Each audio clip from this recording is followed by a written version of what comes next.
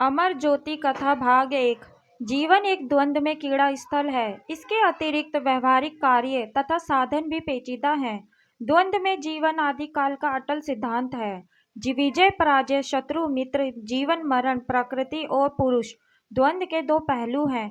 जीव यदि पुरुष का सत चेतन अंश है तो प्राकृतिक मूक रूप से जड़ अंश मात्र है। इसी प्रकार ब्रह्मा और माया भी द्वंद्व है। ब्रह्मा करता है तथा माया कारण। इनमें शुष्क और स्थूल सत्ता का संबंध है। परिवर्तन प्रकृति का मुख्य अंग है। जीवन में यदि परिस्थिति अनुसार परिवर्तन होता है तो प्रकृति भी बदलती रहती है। संसार की प्रत्येक वस्तु परिवर्तनशील है।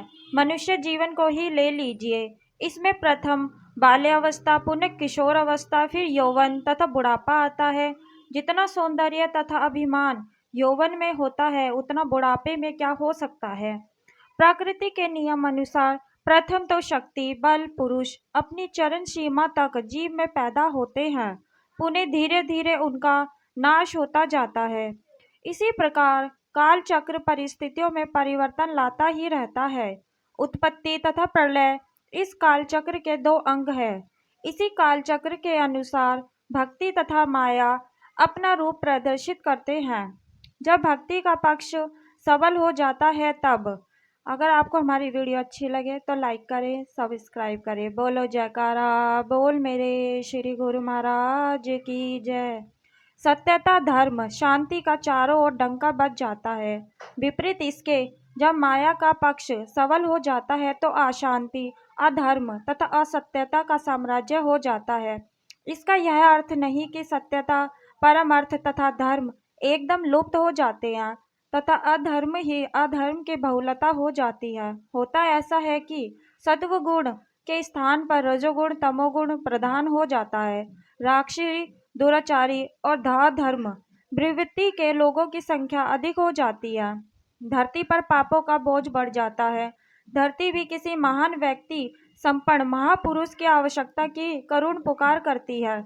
इसके साथ साथ भक्तजन उस धरती की आर्त पुकार के साथ अपने हृदय की आर्त ध्वनियों को वायु के साथ नभ में भेजते हैं। वह करुण क्रंदना अथवा आवश्यकता की पुकार जब धुआंधार बन गगन मंडल में विचरण करती है तो देवता, किन्नर, गंधर्व इस अतुर स्वर के साथ अपना विहल सुहर मिलाते हैं। उस समय प्रकृति द्वारा उसका प्रबंध कर दिया जाता है। तब अनामी लोक से संत महापुरुषों का अवतरण होता है।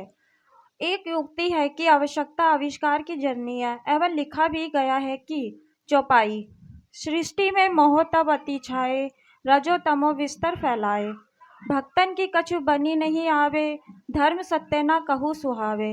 विप्र धेनु का होई अपमाना, कुटिल पाखंडी करिए ज्ञाना।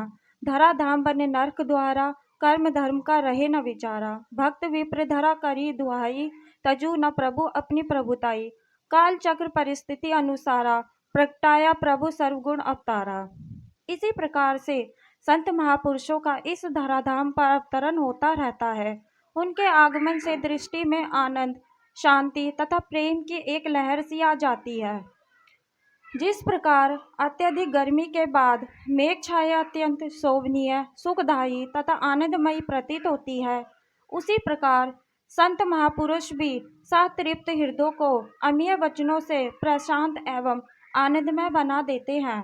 कभी कभी ऐसा भी होता है कि प्रकृति के नियम अनुसार भविष्यद्रता महापुरुष अत्यंत मोह, माया तथा अधर्म, अनाचार के फैलने से कुछ समय पहले, जबकि अभी सात्विक प्रवृत्तियों युक्त लोग धर्म पर आचरण कर रहे होते हैं, तब इस धराधाम पर भक्ति पथ की नींव को सुदृढ़ करने के लिए अवतरित होते हैं।